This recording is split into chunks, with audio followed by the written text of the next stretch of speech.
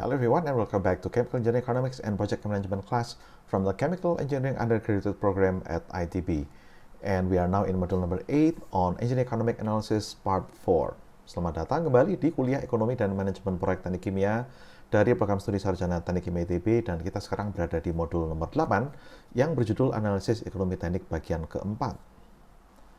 And in this first segment of module number 8, we discuss the effect of debt to equity ratio on the project cash flow. Ya, jadi dalam segmen 8.1 ini kita akan membahas mengenai apa yang dinamakan dengan debt to equity ratio atau nisbah antara hutang dan kekayaan, dan bagaimana pengaruh besaran tersebut terhadap aliran dana proyek. So what is DER or debt to equity ratio? So as we have learned before, a project can be financed basically through debt or loan and equity. So if you recall this diagram from module number 7, this tells you that the parties or the involved in a project which is formed as an SPV or special purpose vehicle. So these sponsors, okay, or sometimes people also call it project proponents or project owners.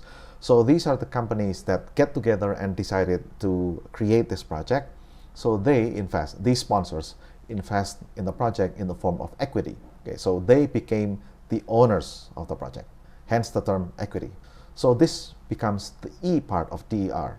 And then the second part, the D part, comes from these parties. Okay, so these would be the institutions that provide loans or debts to the project in the form of loans, bank loans or bonds, surat berharga, pasar uang, and also in the form of guarantees, jaminan-jaminan. Yeah.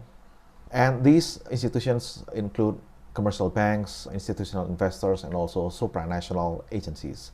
So debt, by definition, is provision of funds under the condition that it be returned after a specific period of time with the promised loan interest, while equity is the provision of funds by selling shares of the project ownership. So again, let me repeat, equity financing is provided by the project sponsors, while debt is provided by various institutions called lenders.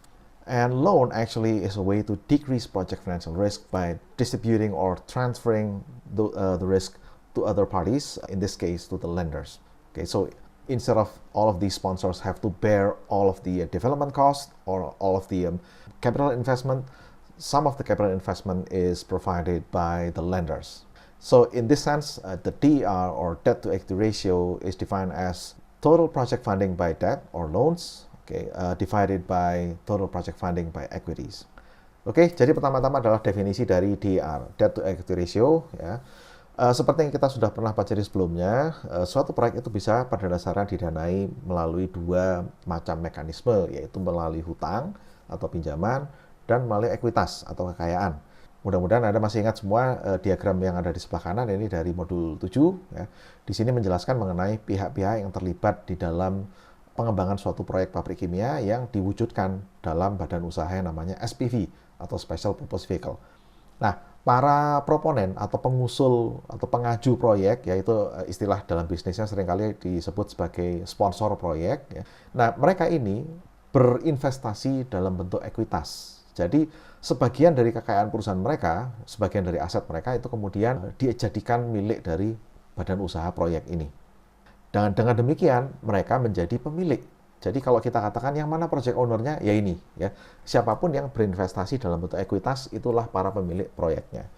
Selain itu, proyek ini juga didanai dengan mekanisme pinjaman atau hutang melalui berbagai macam lembaga. Ya. Lembaga-lembaga tersebut bisa berupa bank, kemudian bisa lembaga-lembaga investasi bukan bank, dan juga lembaga-lembaga internasional.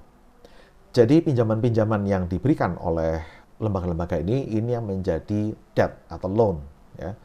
D-nya ini dari DER. Sementara dana yang diberikan dalam bentuk ekuitas ini menjadi E-nya atau equity-nya. Kalau kita kembali ke definisinya, hutang atau pinjaman ini adalah penyediaan dana dengan syarat bahwa dana tadi akan dikembalikan setelah suatu waktu tertentu dengan suatu bunga yang dijanjikan pula. Sementara ekuitas ini adalah penyediaan pendanaan proyek dengan cara menjual sebagian dari kepemilikan proyek tersebut. Kemudian pinjaman itu sendiri atau hutang, sebetulnya kalau kita lihat ini adalah salah satu upaya untuk mengurangi risiko finansial proyek. Bagaimana caranya? Adalah dengan memindahkan risiko. Risiko bahwa proyek itu tidak kembali modal, gagal pembayaran dan sebagainya. Ini risikonya alih-alih harus ditanggung semuanya oleh sponsor, risiko ini disebarkan atau dibagikan ke sejumlah lender atau pemberi pinjaman. Kemudian secara matematis definisi dari DER adalah jumlah pendanaan proyek yang disediakan melalui mekanisme pinjaman dibagi jumlah pendanaan proyek total yang disediakan melalui mekanisme ekuitas. So what is the effect of DER on project cash flow? So in a process plant development projects, debts or loans are used to finance a portion of the capital investment. So a part of the FCI or TCI, if you will, is actually financed by loans. So the indebted portion of the capital is then have to be repaid over a period of time, okay? And this is what is called a loan tenure, okay? Dalam bahasa Indonesia, tenor pinjaman by the project SPV. So what that means in cash flow calculation is that the FCI or TCI is reduced by the amount of loan. And the OPEX or operating expense is actually increased because you have to pay the loan. Okay? So the part of OPEX that excludes this loan repayment is called cash operating expenses. And the total, we just call it OPEX. We just call it operating expense, which means that it should include loan repayment. Okay, again, so if you exclude the loan repayment, then the OPEX become cash operating expenses. So with respect to DER, so if the DER is set at 0%, meaning the project is wholly financed by the sponsor's own equities, then we call the analysis to be non-leveraged project cash flow analysis. And if the DER is higher than 0%, then we call the analysis to be leveraged project cash flow analysis. Non-leveraged cash flow is the most conservative project profitability analysis approach because you will find out that if we finance some of the investment using loan, then actually it will improve our project economic indicators to some extent, of course. Okay, so if the loan is excessive, of course, your OPEX will increase, and that might actually decrease the cash flow. Okay, so in that sense, again, non-leveraged analysis is the most conservative project profitability analysis that you can do. Conservative means it is the hardest, it is the harshest to your project. It will result in the worst possible indicators. So if your project is profitable using a non-leveraged analysis, then it should be even more profitable when using leveraged analysis.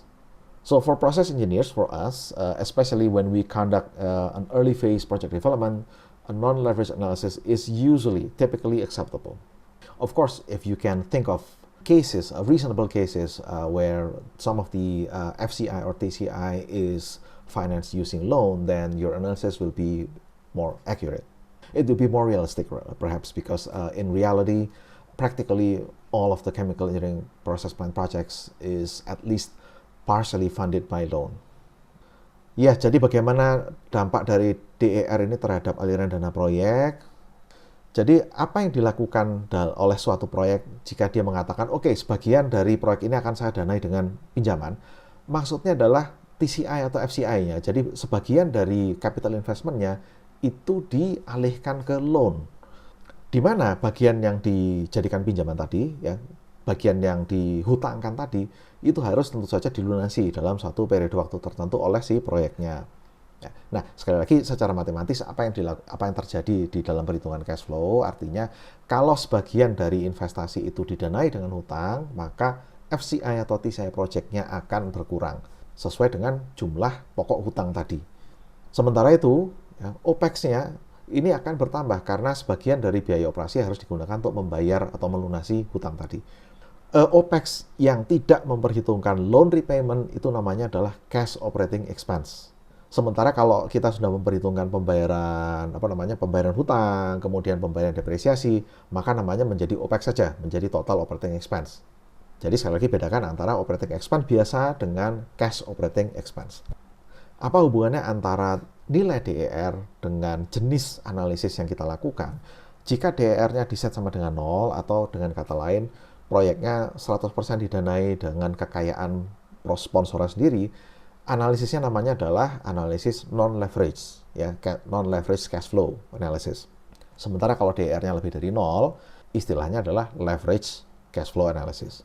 Nah, kalau kita bandingkan antara kedua pendekatan ini, maka non-leverage ini adalah yang lebih konservatif artinya dia akan menghasilkan indikator kelabaan yang paling buruk dibandingkan dengan yang leverage. Kalian bisa membuktikan sendiri dengan perhitungan di Excel ya, bahwa kalau sebagian dari FCI atau TCI itu kita alihkan ke hutang, ya, maka secara umum project cash flow-nya akan membaik. Tentu saja dalam batas tertentu, kalau hutangnya kelebihan, maka loan repayment-nya menjadi masalah dan cash flow-nya juga akan turun. Jadi semuanya ada takarannya. Tapi secara umum, jika kita mendanai sebagian dari proyek kita dengan hutang, itu justru malah meningkatkan cash flow dari proyek kita. Nah, bagi kita di teknik kimia, sebetulnya terutama jika kita bekerja di tahap-tahap awal pengembangan proyek, misalkan masih tahap kajian kelayakan, analisis non-leverage ini sudah oke lah, sudah cukup memadai ya, karena dia lagi-lagi sifatnya lebih konservatif. Tentu saja kalau kita bisa membuat skenario-skenario pendanaan di mana DER-nya lebih dari 0 dan skenario tersebut masuk akal, maka analisis keuangannya menjadi lebih bagus lagi. And this is for your exercise, so please recalculate project profitability indicators of example case in Module 7 with the following changes. So change the DER to 1-to-1 ratio, meaning 50% from equity and 50% from loan to finance the FCI. So this means that 50% of the FCI is moved to loan. And then this 50% FCI is on 5-year loan scheme at a 7.5% interest. Ya, jadi ini sebagai latihan saja, coba Anda hitung ulang indikator-indikator kelabaan yang disampaikan dalam contoh kasus di modul 7 dengan perubahan-perubahan berikut. Jadi DER-nya itu kita set 1:1 atau 50% banding 50%. Artinya 50% dari FCI itu diubah menjadi loan. Kemudian gunakan suku bunga 7,5% untuk bunga pinjamannya tadi. And this is an example case. This is PT Donggi Senoro LNG. And this is, by the way, the SPV of the LNG project in Donggi in Sulawesi. So the total capital investment of Donggi Senoro LNG is $2.8 billion, which is divided into two major groups here. So the total equity amount is $1.5 billion, and the loan is $1.3 billion. So you can calculate on your own the value of the DER of this project. And this is the composition of ownership, share ownership of the company. As you can see, so all of these are what are called the project sponsors. And this is the composition of the lenders. So we have this Export-Import Bank of Korea, Japan Bank for International Cooperation, and also Nippon Export and Investment Insurance. And in fact, some of these lenders actually act on behalf of other lenders behind them. Okay, so it's not, the situation is a little bit more complex than this actually. Ya, ini contohnya skema pendanaan proyek, yaitu PT Donggi Senoro LNG. Ini adalah SPV dari pabrik pencairan gas alam yang ada di Donggi ya, di Luwuk sana. Kemudian proyek LNG Donggi ini total capital investment-nya adalah $2,8 miliar, dibagi menjadi dua golongan. Ekuitasnya totalnya adalah $1,5 miliar, dan loan-nya total adalah $1,3 miliar selama dengan jangka waktu pelunasan 11 tahun. Kemudian company-company yang terlihat di sini ini adalah jadi ini adalah para pemilik proyeknya.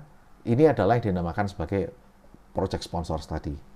Sementara yang sebelah kanan ini adalah project lenders-nya. Jadi di sini kita bisa lihat ada tiga pihak, ya, Bank Ekspor-Impor Korea, kemudian Japan Bank for International Cooperation, dan Nippon Export and Investment Insurance.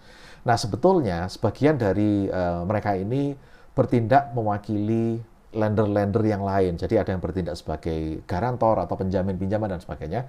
Sehingga sebetulnya kalau dilihat secara rinci, pemberi pinjamannya bukan hanya tiga ini, tapi ada yang lain-lain lagi yang berada di balik mereka.